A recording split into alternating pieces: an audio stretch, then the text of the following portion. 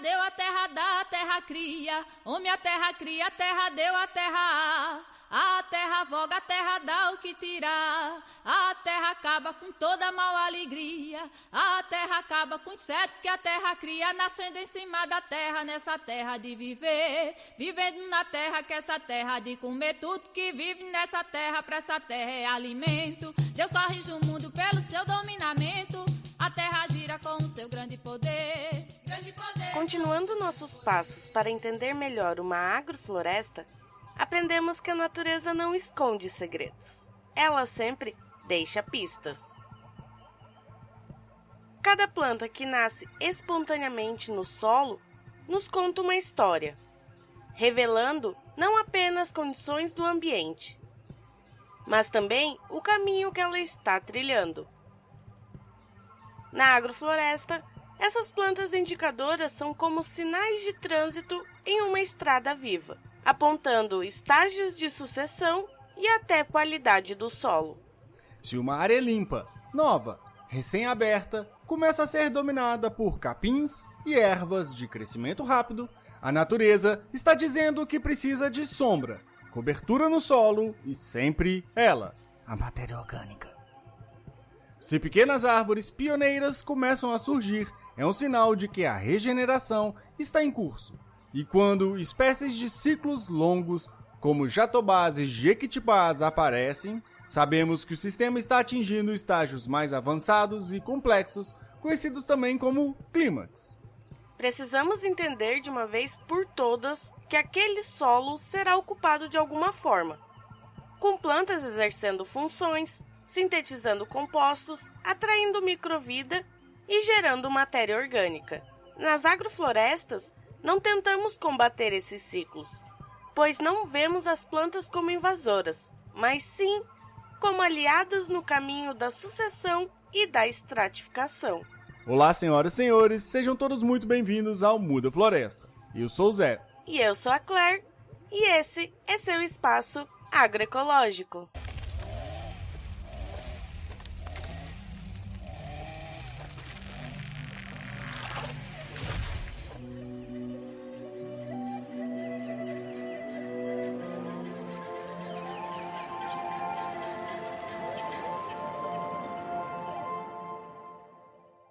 Antes de tudo, vamos relembrar o que é a estratificação e a sucessão, de como a floresta se comporta no tempo e no espaço. Na natureza, a estratificação é como cada planta ocupa um espaço vertical diferente, maximizando a captação de luz e otimizando os recursos. Na prática, isso significa que podemos organizar o nosso plantio em camadas, desde o solo até as copas das árvores mais altas, garantindo uma produção mais variada e em menos espaço. Os principais estratos que nós usamos são rasteiro, baixo, médio, alto e as emergentes. Cada uma dessas camadas com diferentes espécies que mudam com o tempo, mas que trabalham em conjunto, formando um sistema mais resiliente e produtivo. Já a sucessão ecológica é um processo fascinante que podemos observar acontecendo ao nosso redor, mesmo que muitas vezes passe despercebida. Quando olhamos para uma área abandonada, seja um terreno baldio na cidade ou uma pastagem desativada no campo, estamos diante de uma tela em branco onde a natureza já começou a pintar sua obra-prima. Enquanto a estratificação trabalha no espaço, a sucessão acontece no tempo. Ela descreve como os ecossistemas se transformam ao longo dos anos. O solo nu, quando deixado por conta própria, não fica vazio por muito tempo. Ele logo começa a ser colonizado por plantas pioneiras, que o próprio nome já diz. Elas são menos exigentes com a nutrição e com a qualidade do solo. E o seu trabalho é preparar o terreno para as espécies seguintes, agora um pouco mais exigentes, criando um ciclo que leva ao clímax da floresta. Na agrofloresta, nós aceleramos esses processos, escolhendo estrategicamente as plantas certas para cada estágio. e guiando o desenvolvimento do sistema. Como seres de distúrbio, podemos assumir o papel de aceleradores desses processos. E como já vimos no passo do manejo, através de podas e colheitas, estimulamos o sistema. A grande sacada aqui é entender que a sucessão e a estratificação acontecem juntas e acontecem independente de querermos ou não. É uma força poderosa presente na natureza, onde o solo sempre está querendo ser floresta. Mas até ser floresta, há um longo caminho de construção desses espaços. E comecemos a trabalhar bastante tempo, né, nessa área, e comecemos com esse agrofloresta e plantando algumas árvores no meio, né, com açaí, banana, ata, né, essas coisas, e como colhendo por sucessão, né, colhemos a horta, né, colhemos a ata, e agora nós chegamos na sucessão de colher fruta no ciclo mais longo, né, que é o açaí, está começando a produzir o açaí já, né. O mais interessante é como as plantas parecem ter um senso inato de ordem e tempo. As pioneiras, aquelas mais resistentes e que enfrentam solos degradados e condições adversas, são apenas o começo de uma sinfonia que pode durar décadas, até séculos. Elas não estão ali por um acaso. Possuem características únicas que lhes permitem sobreviver onde outras morreriam. Observando mais de perto, percebemos que essas espécies pioneiras não estão apenas ocupando o espaço. Elas estão modificando ativamente o ambiente, tornando-os mais hospitaleiros para as próximas ondas de colonizadores, preparando o terreno para os seus sucessores. As interações que ocorrem durante esse processo são verdadeiramente notáveis. Certas plantas só conseguem se estabelecer quando outros seres vivos já criaram condições adequadas, seja pela sombra que eles criam, pelos nutrientes adicionados ao solo ou pelos micro-organismos que ajudam a atrair. É um sistema de dependências mútuas, que evolui constantemente. As leguminosas, por exemplo, com suas raízes capazes de fixar nitrogênio, estão literalmente fertilizando o solo enquanto cresce. A tiririca está descompactando a terra. Ao mesmo tempo que o sistema de planta evolui, ele comunica. Toda espontânea que se manifesta no solo está nos dizendo alguma coisa. Mas aqui está algo que muitos não percebem. A sucessão e os estratos não são um caminho único. Não é como subir os degraus de uma escada, ou só montar uma escadinha, onde cada passo leva inevitavelmente ao próximo. É mais parecido com uma complexa dança, onde diferentes espécies entram e saem do palco em momentos específicos. Algumas permanecem por toda a apresentação, enquanto outras têm participações curtas, mas impactantes. E o mais surpreendente? Mesmo em estágios avançados de sucessão, aquelas primeiras espécies pioneiras ainda podem ser encontradas, cumprindo novos papéis agora no ecossistema mais maduro. Elas não desaparecem completamente, apenas adaptam sua função conforme o sistema evolui. A plasticidade e a capacidade de adaptação contínuas é talvez a lição mais valiosa que o passo da energia nos ensina. Nos mostra que a natureza não trabalha com conceitos rígidos, de certo ou errado, mas sim um fluxo constante de transformação e ajustes. Cada estágio tem seu valor, cada espécie possui a sua contribuição única para o todo. As espécies espontâneas, aquelas que os passarinhos, formigas ou gambás plantaram, são vistas como espécies indesejadas, mas podem ter um papel importante em todo esse processo. Seja esperto e utilize as contribuições da natureza ao seu favor. Um capim alto que se manifesta em condições específicas do seu solo é ótimo para ser utilizado como parte do manejo, sendo cortado e virando cobertura de solo e matéria orgânica. Essas plantas que aceitam o seu solo como ele é, são chaves para a melhoria do mesmo, Ao derrubar as espontâneas pioneiras, estamos retornando para o solo compostos do próprio solo, agora mais complexos depois de passar pelas plantas. Retornamos nutrientes e abrimos mais rapidamente os caminhos da sucessão e da estratificação. A sucessão não acaba na primária. Vamos supor que essa árvore venha a cair e abre uma clareira dentro da floresta. Vai acontecer o quê? Quando essa clareira abrir, vai ter um banco de semente no solo. E vai começar esse processo de sucessão natural de novo. Só que ao invés, de começar aqui da primária, ela vai começar num degrau de fertilidade maior. Porque houve um processo de todos esses grupos sucessionais que deixou aquele solo mais rico. Por isso, quando observamos a sucessão acontecendo, não deveríamos pensar em termos de melhor ou pior, avançado ou atrasado.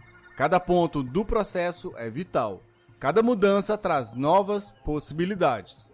Estamos diante de um sistema vivo, respirando, se reinventando continuamente. Um verdadeiro poder da natureza acontecendo bem diante dos nossos olhos. Se tivermos a sabedoria para enxergar.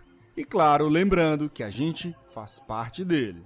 O meu cantinho de terra, onde antes não tinha nada e hoje possui muita vegetação, passou e passa por diversas transformações que estão fora do meu alcance pensar em controlar. A última vez que o ser humano tentou controlar tudo isso, temos aí os venenos para a agricultura, as sementes transgênicas e vários problemas ambientais. Mas continuando, são plantas que aparecem e se eu tentar lutar contra elas, será um baita desperdício de energia, pois elas existem ali por condições específicas que proporcionam seu surgimento. Alguns exemplos que posso trazer é a trapoeraba que apareceu, ela é uma rasteira, então ela estava ali cobrindo o solo. A tiririca descompactando o solo e também surgiu o capim-elefante sendo um capim com mais altura, fazendo sombra e também disponibilizando mais matéria orgânica. Então, o que eu fiz de combate, para a trapoeraba e a tiririca, que são vistas como invasoras e daninhas, sumirem, De combate eu não fiz nada. Eu deixei o solo descansando, coloquei mais matéria orgânica e coloquei mais cobertura, pois o meu solo estava me dizendo que era isso que ele queria. Com a trapoeraba me dando a cobertura do solo, a tiririca dizendo que estava ficando compactado e o capim-elefante trazendo esse aspecto do sistema estar avançando, trazendo mais sombra e mais matéria orgânica.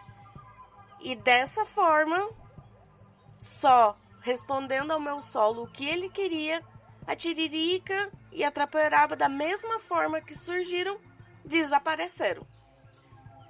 E o capim-elefante está presente até agora, e eu estou utilizando ele como matéria orgânica para o sistema. Você conhece as plantas indicadoras? Quando usamos os termos plantas indicadoras, muitas das vezes estamos falando de plantas nativas, e também lidas como invasoras. Mas já falamos que cada uma possui papel importante no melhoramento do solo e da vida.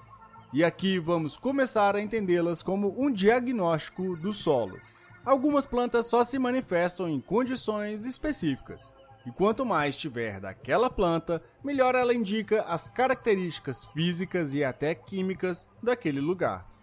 Por exemplo, a samambaia gosta de crescer principalmente em solos úmidos, sombreados, com disponibilidade de alumínio e deficiência de cálcio. Então, quando vemos uma samambaia, ela está sob essas condições, Para quem cria samambaia também, tipo em vaso, tem uns adubos específicos, para samambaia, que eles vão estar trazendo essas condições, Enfim, então um terreno tomado por samambaia está nos dizendo essas características do local. A partir do momento que diminuirmos a disponibilidade do alumínio e aumentarmos o cálcio com a calagem, que a calagem faz essas duas coisas, e também melhorarmos a drenagem do terreno, a samambaia perde a condição e deixa de se manifestar. A tiririca é muito temida pelos agricultores e é um grande indicativo de solos compactados e que pegam muito sol. Então, criar sombra, inserir cobertura de solo e matéria orgânica já irão resolver o seu problema. E estudos mostram que quando plantamos alho junto da tiririca, existe uma considerável diminuição dos ataques de nematóides a esse cultivo. E sabe o trevo, a azedinha? Acho que é uma das plantas que eu mais comi na minha vida. Ela indica um solo com um pH muito baixo. O pH é o que influencia diretamente o crescimento das plantas, porque ele afeta a disponibilidade dos nutrientes no solo. Se o pH for muito baixo, ácido demais, alguns nutrientes importantes como cálcio, magnésio e fósforo ficam menos disponíveis para as plantas. Já se for muito alcalino, outros nutrientes como ferro, manganês e zinco podem ficar presos no solo e não serem mais absorvidos pelas raízes. A mamona, que às vezes ocupa todo o terreno, pois é eficiente em dispersar as suas sementes, elas melhoram muito o solo, pois suas raízes descompactam a terra e o mantém mais úmido. E além do mais, é uma planta que mobiliza boro e potássio nos solos empobrecidos. Ou como a urtiga, que está lhe dizendo que há um excesso de nitrogênio e uma deficiência de cobre no seu terreno. Esses são alguns exemplos de como podemos utilizar as plantas como uma importante ferramenta de diagnósticos das condições do solo. A terra está em constante comunicação com a gente, nos dizendo o que falta, o que possui em excesso e qual que deve ser o nosso próximo passo. Ana Primavera, que já foi muito citada aqui, é uma grande referência nessa área de comunicação com o solo, com diversos livros que trazem o tema de reconhecer os aspectos do solo através da vegetação e de como auxiliar com o manejo agroecológico o caminho para um solo vivo, saudável e abundante. A principal perspectiva que devemos trazer para dentro das agroflorestas e dos cultivos agroecológicos é de que qualquer coisa que esteja acontecendo no cultivo, ele tem um propósito e uma origem muito maior do que qualquer ação que possamos fazer. Então eu tenho que deixar o mato simplesmente crescer? Não. O que estamos tentando mostrar é que tudo isso faz parte da natureza. E se você não quer que o espaço seja ocupado pelas plantas chamadas indesejadas, então é melhor você ocupar esses espaços, cuidando do solo e usando plantas de seu interesse. E que a própria ideia de esperançar, a ideia linda de esperançar do mestre Paulo Freire, ela ficava sem âncora. Porque você não pode esperançar no mundo de zumbi, de gente que não sabe mais de onde é, que não tem território e que não consegue sonhar. A natureza está em constante transformação, e a sucessão e a estratificação são expressões desse movimento ordenado. Mas esse não é apenas um conceito científico, é um conhecimento ancestral, vivido e aplicado por povos originários ao redor do planeta. Diferente da lógica extrativista e predatória que acelera a entropia, o processo de degradação e dispersão de energia, esses povos cultivam a ordem e a regeneração, praticando um manejo que se alinha com os ciclos da vida. Indígenas, quilombolas e povos tradicionais por todo o mundo não veem a terra como um recurso inerte a ser explorado, mas como um organismo vivo, parte, um sistema de relações. A floresta não é um obstáculo ao desenvolvimento, ou como diria Nego Bispo, a floresta é espaço para o envolvimento, a própria manifestação da vida e de nós mesmos. Seus sistemas de plantio, muitas vezes considerados primitivos pela visão colonial, são na verdade a expressão de um conhecimento ecológico sofisticado, sistemas agroflorestais muito antes mesmo dessa palavra existir, manejando as florestas sem esgotar as águas, o solo e sem quebrar o fluxo da biodiversidade. Na Amazônia, por exemplo, o conceito de terra preta, um solo fértil criado pelo manejo indígena há milênios, mostra que a presença humana não precisa significar degradação, mas sim a abundância. No Cerrado, os quilombolas praticam roças comunitárias que respeitam o tempo da natureza, alternando cultivos e permitindo a regeneração da terra. Na Caatinga, os povos indígenas adaptam seus sistemas de plantio à escassez hídrica, garantindo alimento sem esgotar os recursos. Isso é o contrário da entropia, que mede o grau da desordem de um sistema. De maneira geral, quanto maior a entropia, mais desorganizado e caótico o sistema se torna. Nos ecossistemas, processos naturais tendem a aumentar a entropia, se não houver mecanismos que organizem e reutilizem a energia disponível. Enquanto o modelo dos grandes latifundiários simplifica e reduz a vida, os sistemas tradicionais organizam, complexificam e promovem, entre outras coisas, a sucessão ecológica. São formas de convivência que regeneram e multiplicam a energia dentro do ecossistema, garantindo não apenas a sobrevivência de quem planta, mas a continuidade da própria vida e da floresta. Se queremos construir um mundo onde a agrofloresta seja a base de um novo modelo agrícola, é essencial reconhecer e aprender com esses saberes. O que chamamos de inovação já foi praticado por séculos, e a chave para um mundo sustentável pode estar exatamente naquilo que a colonização tentou apagar. A sucessão ecológica e a estratificação ensinam que a vida na Terra sempre busca organização, equilíbrio e regeneração. Não existe vazio na natureza. Onde há lugar e condições, algo cresce, algo se transforma. E quando entendemos esse princípio, percebemos que o papel humano pode ser muito mais do que apenas extrair e consumir. Podemos ser agentes de regeneração, cultivadores da abundância.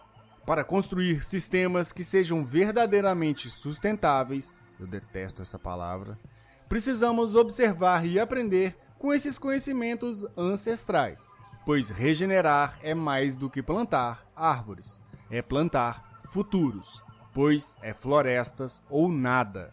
Eu fiquei pensando, como é que a gente vai se educar para a convivência? Nós vamos ter que aprender com a terra a viver de novo. Então nós vamos ter que nos educar para entender o sinal da terra, né? Aprender com a terra. Eu já falei mais de uma vez sobre isso, porque Nego Bispo, antes de encantar-se, ele dizia: a terra dá, a terra quer. Então a terra ela dá, ela doa, mas ela também come. E eu acho que agora está na hora da terra comer a gente. E assim seguimos. A sucessão nunca para, a floresta nunca dorme. Que possamos semear conhecimento e cultivar mudanças. Eu sou o Zé. Eu sou a Claire e esse é o Muda Floresta. Vamos espalhar mudas e plantar a palavra da floresta. Se você acha esse assunto interessante, conhece alguém que poderia se interessar, mande esse podcast para todo mundo. E não esqueçam de conferir o nosso site mudafloresta.com. Lá subimos os episódios com referências, tanto referências bibliográficas que usamos, quanto as referências de mídia. Também nos sigam no Instagram, @mudafloresta, que sempre tem post de atualização dos novos episódios e divulgação dos episódios que estão no ar. Muito obrigado e floresta zonada!